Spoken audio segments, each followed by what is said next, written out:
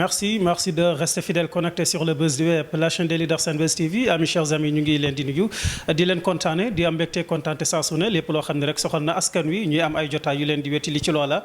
ñu am mbégte tey fas yéene am jotaay quand même ak icône boo xam ni légende la ci li nga xam ne mooy football africain, notamment li nga xam ne aussi mooy football sénégalais génération 2002. bu ñu waxee football dinañ leen tudd am ci koo xam ni bokk na si ni ñu gënoon a ràññee quand même évolution football ak it préparatif yi nga xam ne Lions yi ñu ngi koy amal jamono ji moo xam ci Coupe d'Afrique bi la moo xam ci mondial bi di li waral rédaction Senbuzz seet si monsieur Alassane Ndour génération 2002. pour commencer quand même xanaa monsieur Ndour dañu lay remercier bu baax a baax quand même ci disponibilité bi parce que aussi vraiment sonaloon naa la trop quand même pour am occasion bi di la xam ne ni ça fait énorme plaisir quand même ci Senbuzz ñu am ak yow jotaay. waaw jërëjëf merci beaucoup monsieur Thiongane. maa ngi lay nuyu di nuyu seen auditeur u Senbuzz yëpp. non tout le plaisir est pour moi yéen journalistes yi. boo leen ñu soxla parfois dina xat. waaye saa yu ko suñu borom dogalee rek dinañu leen recevoir waxtaan ak yéen. c'est clair en tout cas ça nous fait plaisir quand même alors pour commencer xam nga ni ñu ngi jugee ci ñaari match yu intéressant aussi pour Sénégal li nga xam ne ni mooy Rwanda match bi ci ubbi préparatif yi en 2023 yi noo ko jàngatee. waaw bon ñu gis ci Sénégal am ñaari jogante fii nii benn bi contre Bénin benn bi contre Rwanda. sur 2 matchs 2 victoires. donc mu nekk performance bu am solo bu baax ci compteur bi. parce que finalité bi qualification bi nañu xaar. donc je pense que 2 matchs 2 victoires 6 points donc lu am solo la lu baax la pour groupe bi. waaye ci biir match yi tamit am na yu bëri ñu ci mën a jàngat. muy lu am solo mais ñu bëri jàpp ni quand même am na évolution bu baax bu am ci li nga xam ne mooy football ak li nga xam ne mooy équipe nationale bu Sénégal ñenn ñi di wax ni dafa am ay moyens yoo xam ni moom la ñu jox équipe bi te yéen amu leen ko woon loolu aussi yan leeral nga ñu ci mën a indil. waaw mais loolu c'est normal parce que football dafa évoluer donc chaque génération ak li mu fi fekk ci football tey aujourd'hui ñëpp xam nañu football tey aujourd'hui c'est un levier économique boo xamante ne bu extraordinaire la donc kenn du ko natable donc tey ñi nga xamante ne mooy xale yi tombé ci loolu seen chance la donc loolu tamit lu gën la parce que baax na tey jotoon na tey aujourd'hui ñu xale yi di concentré wu rek ci seen football. ñu teg leen ci ay conditions yoo xamante ne ay conditions idéales la pour nga xamante ne pour def seen performance. donc loolu lu am solo la donc ñoom tey ñoo tombé ci loolu ñun tombé woon nañ ci leneen mais balaa ñun. am na ñu fi nekkoon ñoo xamante ne amuñu woon chance tamit tombé ci lu ñu tombé. mais mu am ci défi boo xam ne quand même kenn ci yéen génération 2002 daf ko lancé quand même muy ki nga xam ne mooy Aliou Cissé parce que ñu bari gëmuñu woon ni. africain wala sénégalais mën na yor équipe nationale aussi ak résultat yi nga xam ne quand même Cissé jot na ko indi loolu aussi ban lecture nga ci am. non mais loolu lu am solo la parce que tey aujourd'hui gëm sa bopp rek voilà donc en tant qu'Africain en tant qu'acteur. parce que Aliou Cissé quand même def na carrière am comme il le faut joué dans les grands clubs côtoyé les grands entraîneurs donc en même temps il avait le profil. tey aujourd'hui nekk entraîneur parce que déjà ba ñuy football souvent sur le plan nu ñu koy waxati engagement tactique et tout ça c'était quelqu'un boo xamante ne amoon na am na lu ko yàlla mayoon ci loolu ci engagement ak yooyu donc du coup ça va de soi donc sénégalais jox nañ ko confiance tey aujourd'hui indi na leen Coupe d'Afrique donc machallah donc c'était un bon choix. Très bien alors mën nañu wax ni confiance bu difficile loolu la quand même pour sénégalais yi ba muy door a commencer notamment ak critiques yi nga xam ne ni quand même sonaloon na ko trop ki nga xam ne mooy Aliou Cissé est-ce que pour yow critiques yooyu c'est fondé vraiment ci ki nga xam ne mooy Aliou Cissé. mais critique il faut que muy am critique amul équipe ci àdduna. bu amul critique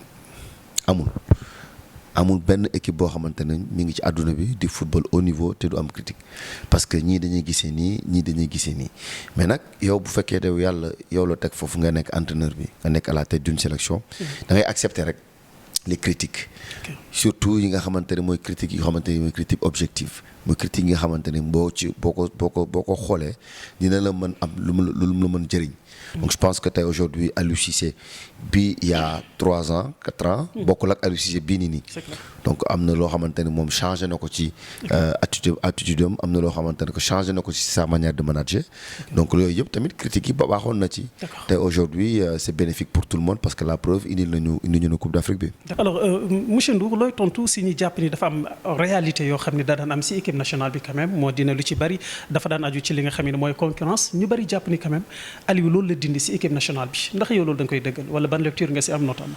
bon moom mooy entraîner équipe bi moom mooy yor groupe bi moom mooy vivre ak groupe bi ñun on est vraiment en dehors.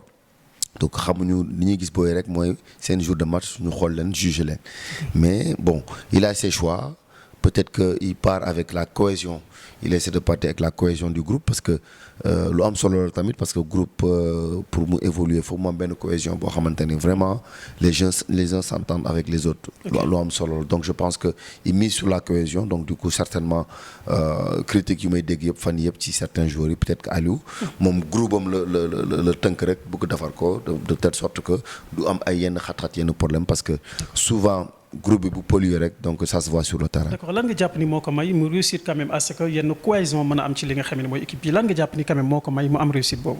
waaw loolu juste ossature la parce que day am benn noyau boo xamante ni la.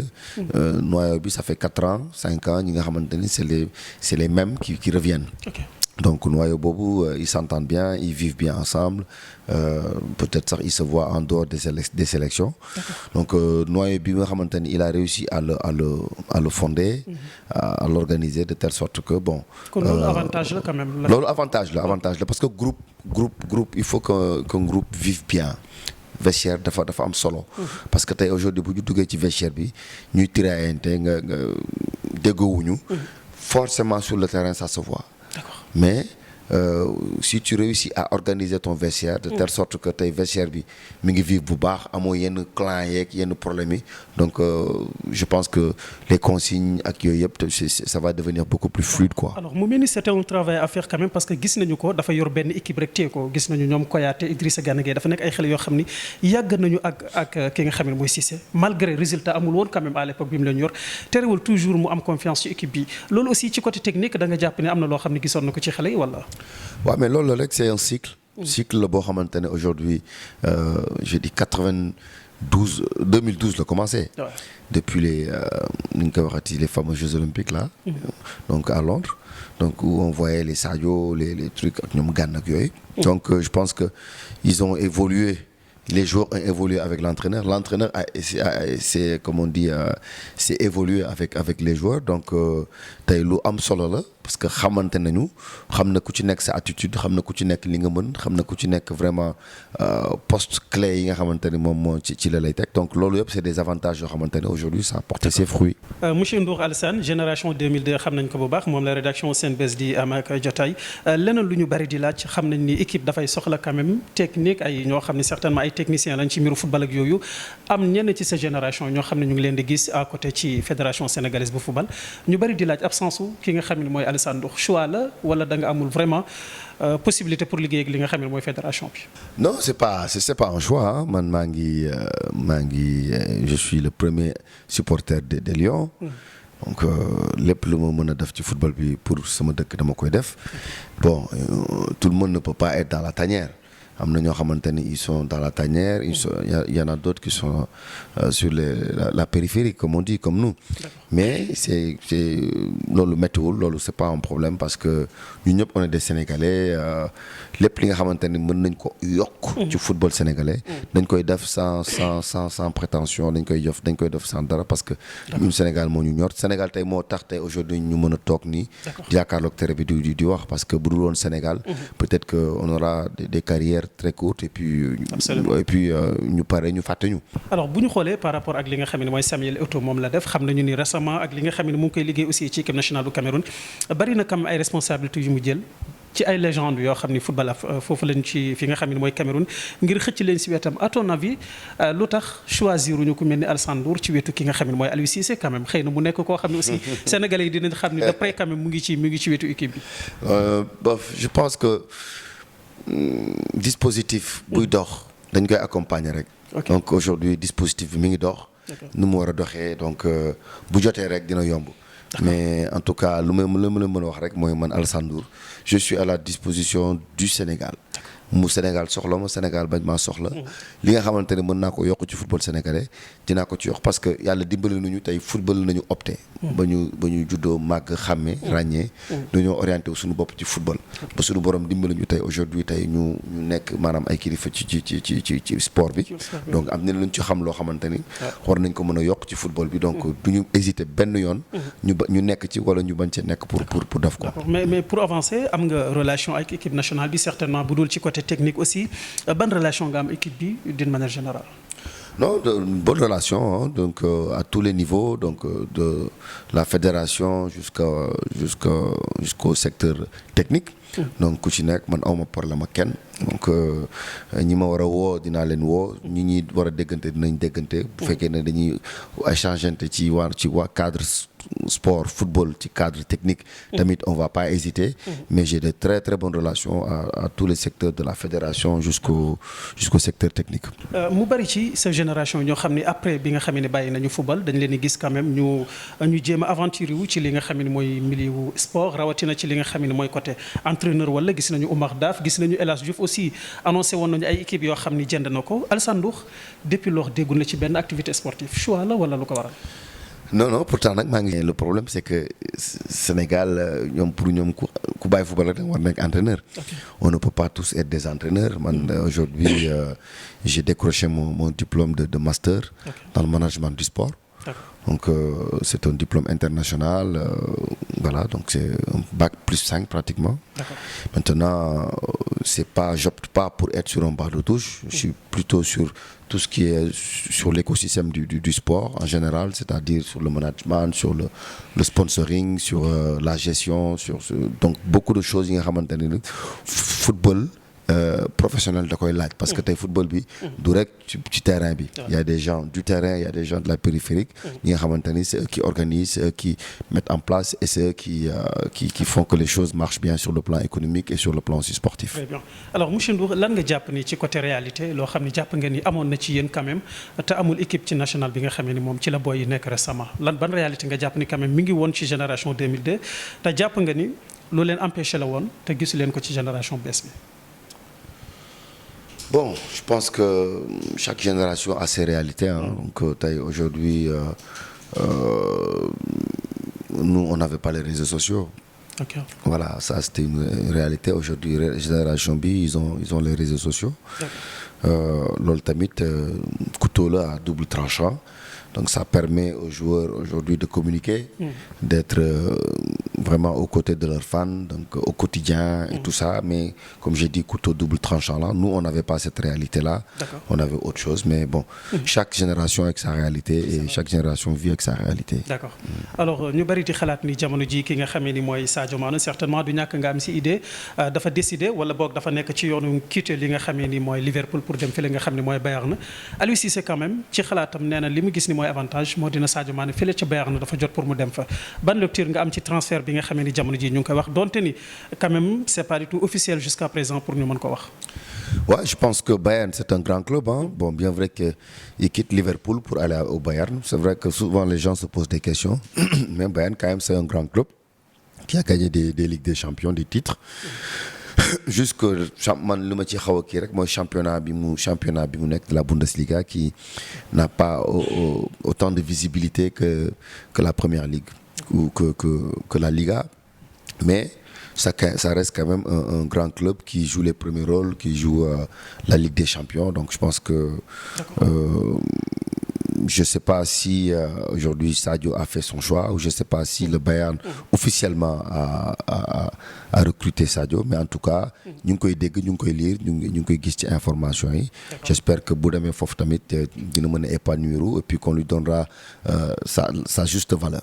D'accord alors yaa ngi wax léegi li nga xam ne mooy problème mu visibilité kon jàpp nga ni souvent aussi dafay nekk avantage ci joueur bi aussi nga nekk ci certainement benn équipe boo xam ne aussi dafay am visibilité pour son avancement.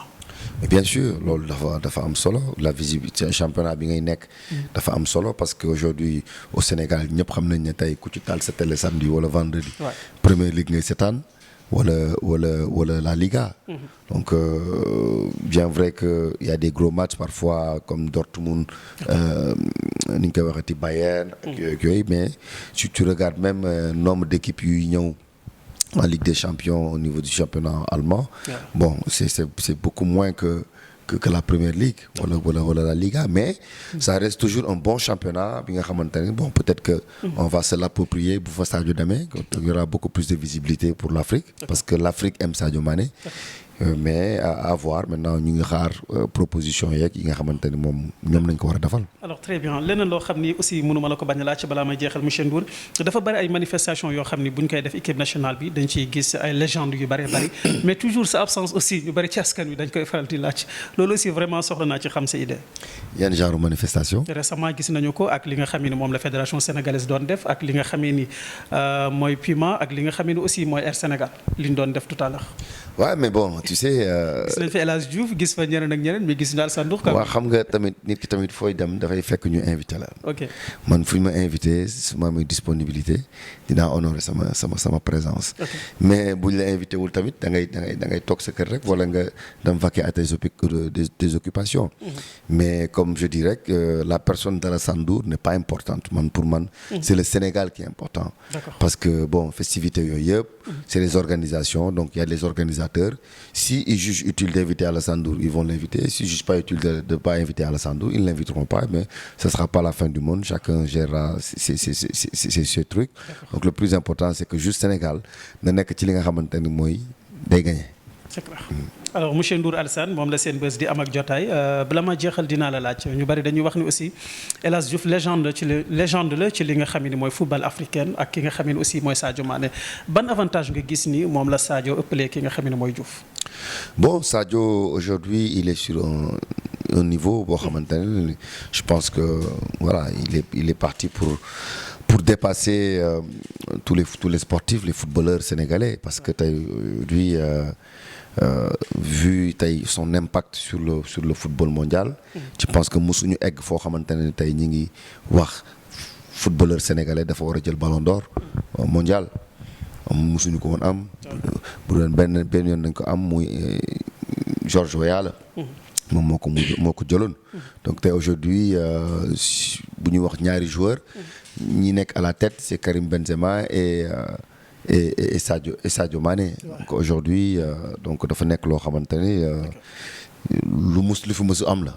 mais bon El Hadj aussi a marqué son temps El Hadj aussi a quand même contribué beaucoup sur le football sénégalais parce que tey aujourd'hui en 2002 c'était El Hadj Diouf la star c'était El Hadj Diouf aujourd'hui li nga xamante ne c'est le meneur de cette équipe de 2002 mais comme je disais tout à l'heure rek ku ci nekk ak sa génération ak ku ci nekk li mu fa fekk.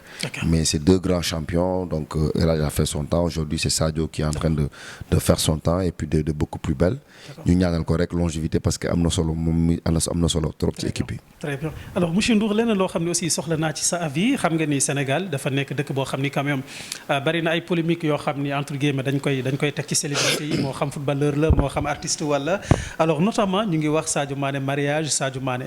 ndax loolu polémique yu demee noonu quand même à ton avis mën na jouer ci moralu ki nga xam ne mooy joueur bi notamment ak li nga xam ne ñun fii ci Sénégal culture la pour ñun ñuy wax ay wax yoo xam ne certainement aussi souvent vraiment dafay nekk loo xam ne dafay jur polémique.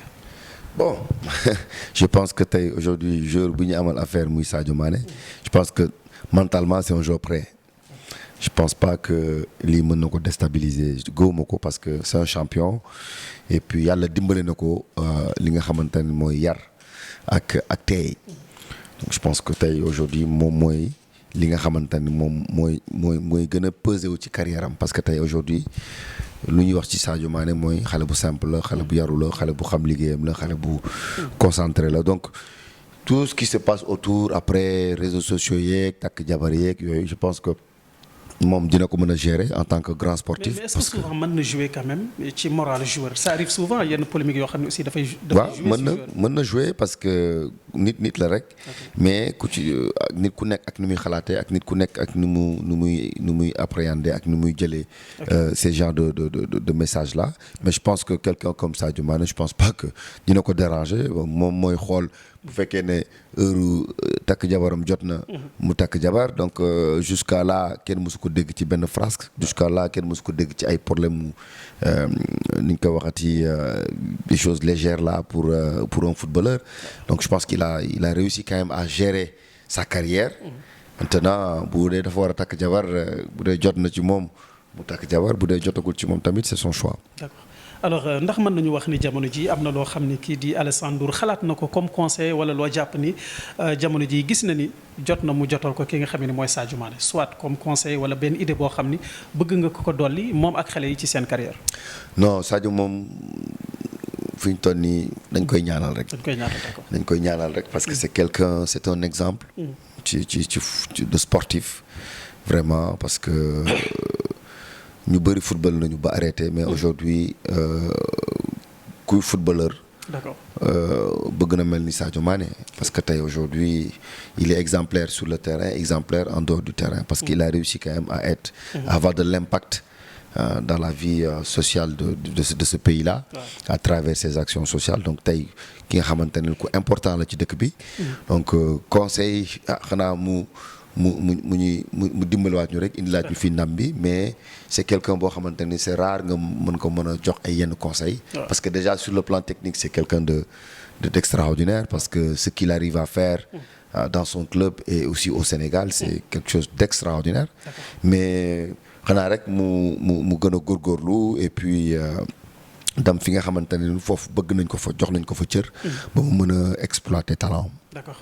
alors ñu bari jox ko importance ba nga xamee ni dañ jàpp ni sax Sadio Mané warul takk célébrité gis nga li nga xam ne aussi polémique la loolu aussi ban lecture nga ci am wala ban conseil nga ko aussi jox donte ni Sénégal yi quand même Sadio dafa nekk koo xam ne jox nañ ko aussi quand même importance.